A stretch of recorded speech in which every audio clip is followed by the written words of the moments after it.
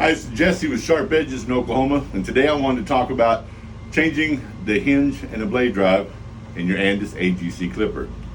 Now, when I get a Clipper in for service, one of the first things I do is check the hinges. I put it on, and then what I'll do is I'll pull back on it, and you see how that's pulling back away from the Clipper.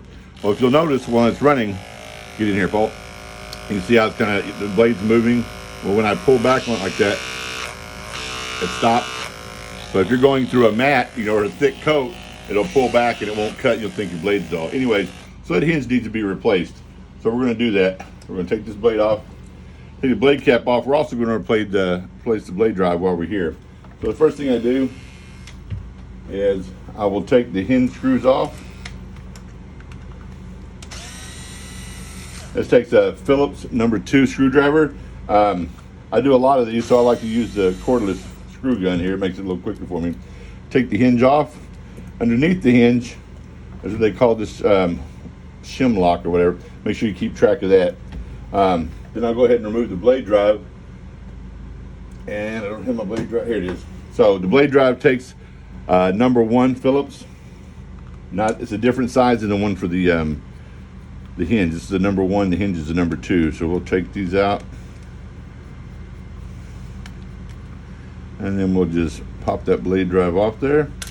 This, by the way, is an aftermarket blade drive. I'll show you what I mean here. No, this is old. This is just a really old one. You can also tell that it's worn out because when you flex the springs here, you can see how it's pulling away from the metal bar there. This one's old and wore out. We'll take that one off, and we're going to replace it with a new one. This is a OEM Andis blade drive. You can tell it's got the plastic shoulders and it's rounded. This is the new design. When you get a new blade drive in, you want to stretch it like this, but they come in really stiff. And if you install it without stretching it like this, it makes it a little louder. All right, so we'll come back in here, and these fit down here. There's 2 little holes here. There's 2 little pins right here that these fit on. So we'll come down and get over the top here, Paul, and show that it just snaps into place there. You want to make sure it's all the way seated on both sides. We'll go ahead and reinstall these screws. So number 1 screws. Now these have little brass inserts behind it these screws go into. So when you get down it's snug, then go a quarter turn and stop. Don't over tighten these or you will strip out that brass bushing in there. Once again, get it to where it stops and it's snug. Then go about a quarter turn and you're done with that.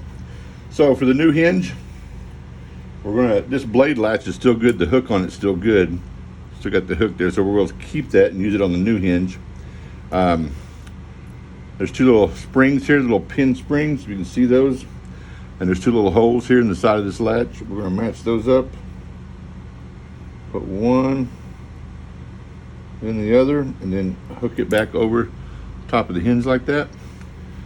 We're going to take the lock keeper shim there, put it back on. Always make sure this little round part right here is facing up. And we'll put our hinge back in, make sure it's set there. Put the screws back on. Oh.